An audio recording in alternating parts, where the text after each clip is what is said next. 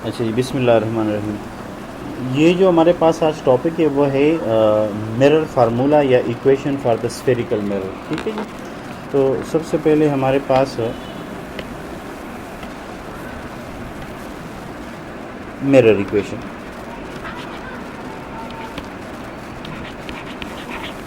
Mirror formula.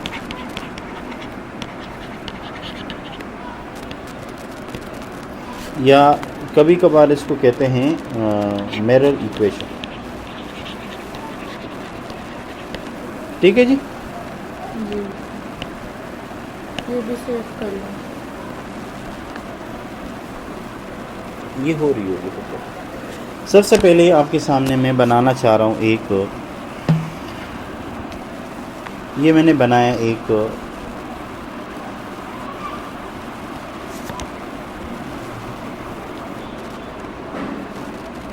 तो मेरे पास ये है कनकेव। ये देखिए मैंने आपके सामने बनाया एक कनकेव, एक लाइन जो ये जो पॉइंट कहलाता है ना बेटा, ये कहलाता है पोल। क्या कहलाता है? पोल। दरमियान में इसका अगर आप देखें तो ये एक स्फीयर है ना, इसका जो सेंटर होगा वो कहलाता है सेंटर ऑफ कर्वेचर, और इनका जो मिड पॉइंट होता है वो कहलाता है फोकस। ठीक है जी। अब मैं क्या करता हूं, मैं कोई भी ऑब्जेक्ट ए भी लेता हूं और उसको मैं रखता हूं फोकस और सेंटर ऑफ कर्वेचर के दरमियान।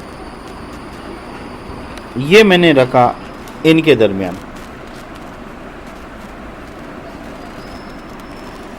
अब रे डायग्राम के हिसाब से जो रे फोकस से गुजरेगा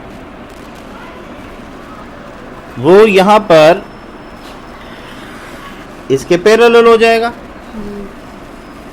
और जो रे यहां पोल के साथ स्ट्राइक करेगा वो लॉज ऑफ रिफ्लेक्शन को ओबे करके उसी एंगल से वापस रिफ्लेक्ट होगा। और आपने देखा हमारे पास यहां पर एक इमेज बना। अगर इस इमेज को मैंने नाम दिया हो ए और बी ऑब्जेक्ट, तो इमेज क्या होगा? आपके पास जो इमेज होगा वो होगा ए डैश बी डैश। बात समझ में आ रही है? या बी डैश और ए डैश। ठीक है जी। ये इसकी डायरेक्शन नीचे की तरफ होगी। मैं थोड़ा सा इसकी डायरेक्शन को, ये इसकी डायरेक्शन है नीचे की तरफ। तो ये आपके पास ये बी है तो ये बी होगा, और ये आपके पास ए होगा। ये भी मैं ज़रा थोड़ा सा क्लियर कर दूं ताकि बाद में आपको कोई परेशानी ना हो। ये आपके पास रहा बी प्राइम और ये रहा आपके पास ए प्राइम। बात क्लियर होगी? अब मैं इनको कुछ नाम देना चाह रहा हूँ, जैसे कि इसको मैंने नाम दिया पी का, ये जो पॉइंट है इसको मैंने नाम दिया डी का। सही है? अच्छा, फिर मैंने आपसे ये कहा था कि जब हम किसी ऑब्जेक्ट को रखते हैं किसी भी मिरर के सामने, तो वो फासला P कहलाया जाता है। कौन सा कहलाया जाता है? उसको हम हमेशा P से रिप्रेजेंट करते हैं। तो यहाँ से लेकर यहाँ तक ये डिस्टेंस हो गया आपके पास P। और एक और बात, ये है आपके पास इमेज, इन्वर्टेड इमेज। तो इस इमेज का जो डिस्टेंस होता है उसको हम हमेशा किससे रिप्रेजेंट करते हैं? स्मॉल q से। क्लियर है जी? एक और चीज़ जो आपको याद रखनी है और वो ये है कि फोकस और पोल के दरमियान ये जो डिस्टेंस है उसको हम स्मॉल f से रिप्रेजेंट करते हैं, जिसे हम कहते हैं फोकल लेंथ, यहाँ से लेकर यहाँ तक। बात क्लियर होगी?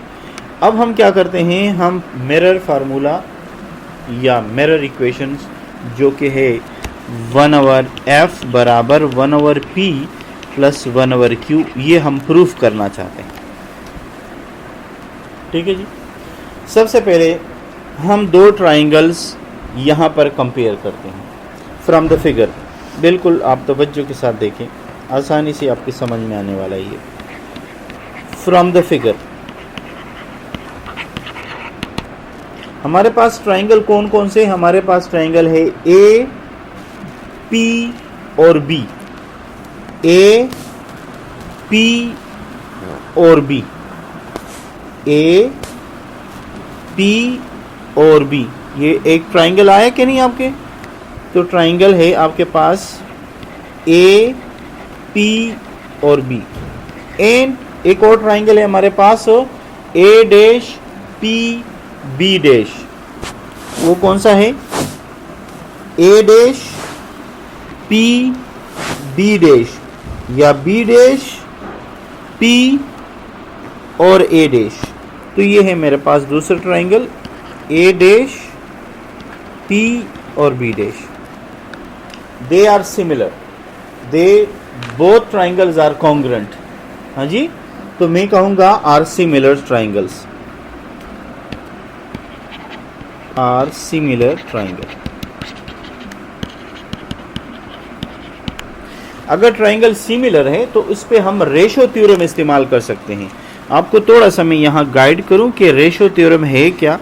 लास्ट टाइम मैं बता चुका हूँ, दोबारा एक्स वाई जी एक ट्राइंगल है, ए बी सी एक और ट्राइंगल है। अगर ये दोनों ट्राइंगल आपस में कॉन्ग्रुएंट है, सिमिलर है, तो फिर हम इस पे रेशो थ्योरम इस्तेमाल करते हैं। कैसे? This side divided by this side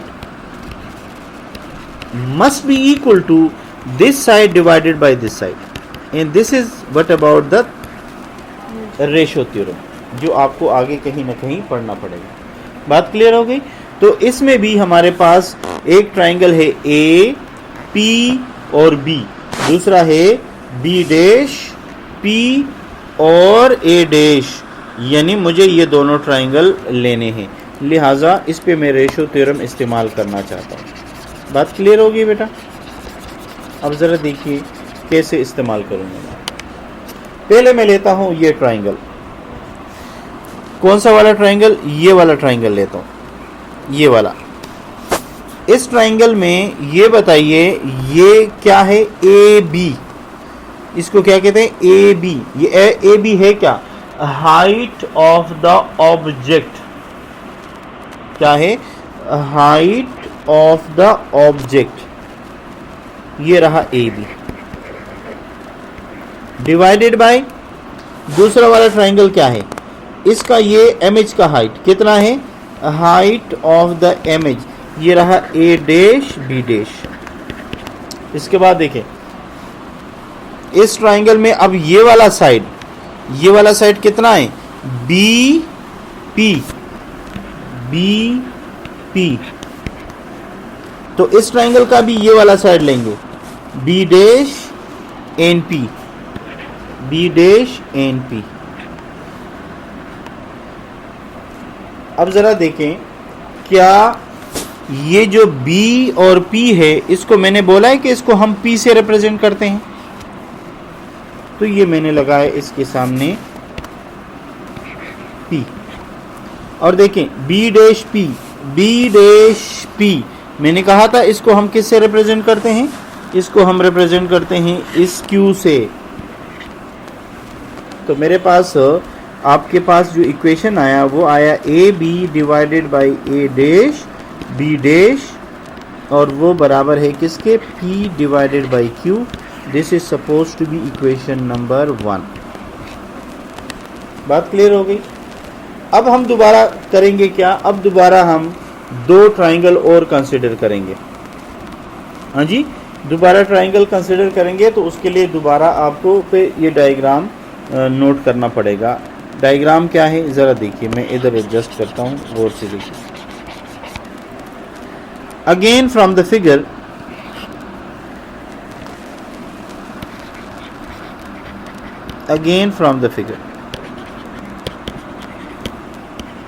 now consider other two triangles. कौन कौन से भाई? अब हम लेंगे A B F, triangle A B और एफ, ए बी एफ। कहाँ पर A B F, A B and F, ये है आपके पास नया ट्राइंगल जो हम लेंगे। चलेगा जी। और दूसरा कौन सा ट्राइंगल लेंगे? And F P D, and F P D. Where is F P D? This is F P and D. So this is the next one. This is the next triangle. अब हम इन दोनों ट्राइंगल को लेना चाहते हैं। ठीक है बेटा जी, डन है जी। Are similar, are similar. जब ये सिमिलर हो गए तो रेशियो थ्योरम इस पर भी इस्तेमाल कर सकते हैं। तो देखें, A B divided by P D चलेगा, A B divided by P D.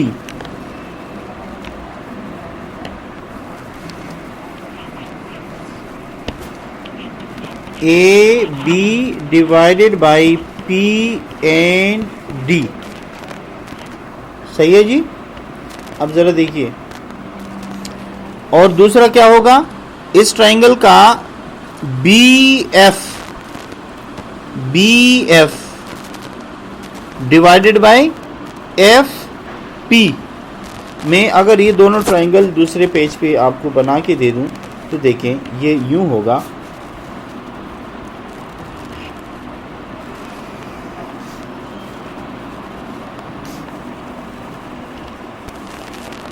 ये रहा ए, ये रहा बी, ये रहा एफ, ये रहा पी, ये रहा डी। यही है ना।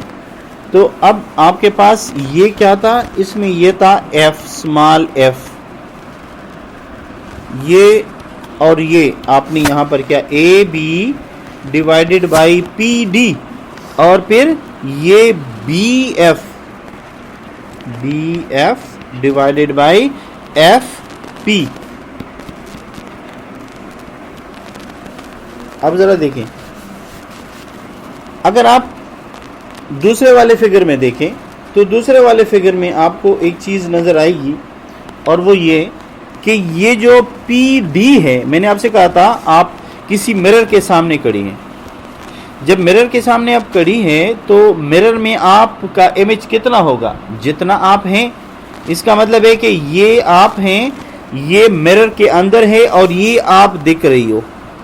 तो इसका मतलब ये है this is equal to, this is the same is this one and this is the same is you. तो मैं ये कह सकता हूं कि ए बी किसके बराबर है? पी डी के। और पी डी किसके बराबर है? ए डैश बी डैश के।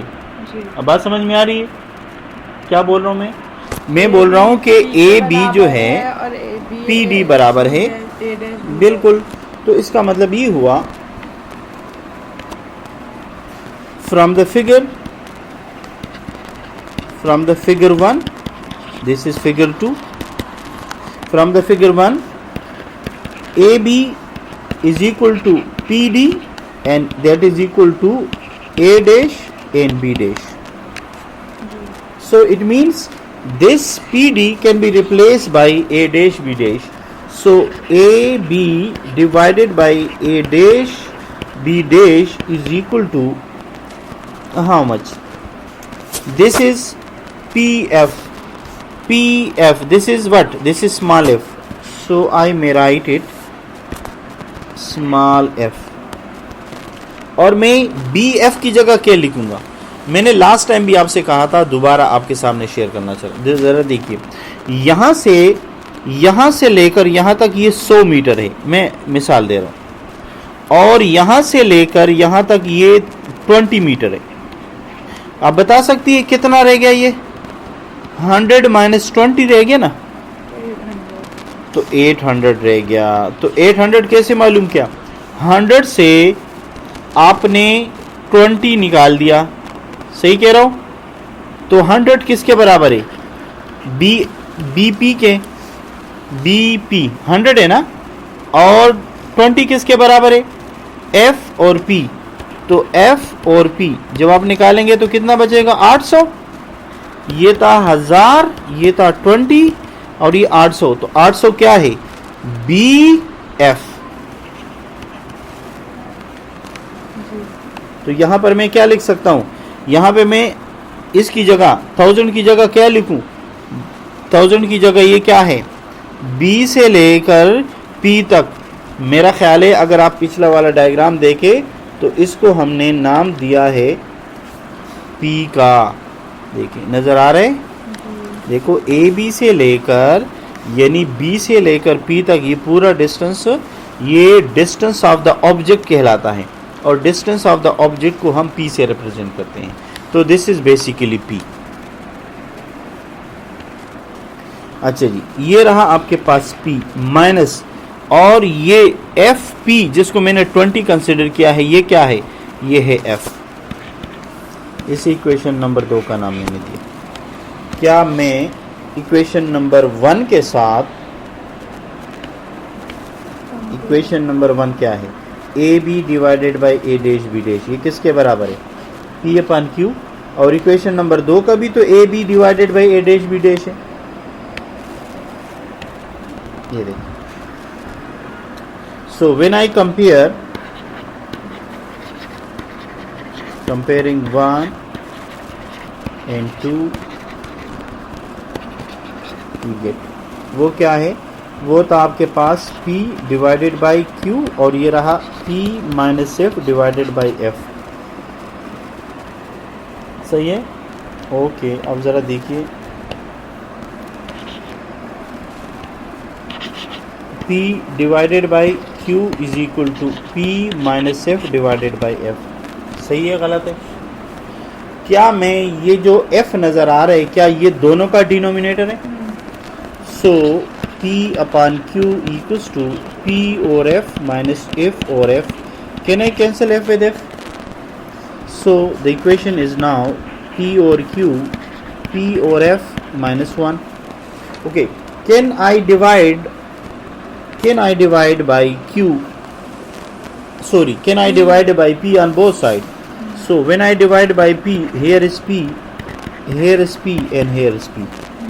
So this P cancel with this P cancel with this, and as a result I have 1 over Q, 1 over F, and 1 over P. So can I transfer? Yes, when I transfer it, so I have 1 over Q, 1 over P equals to 1 over F. And remember, this is known as the mirror equation or mirror formula.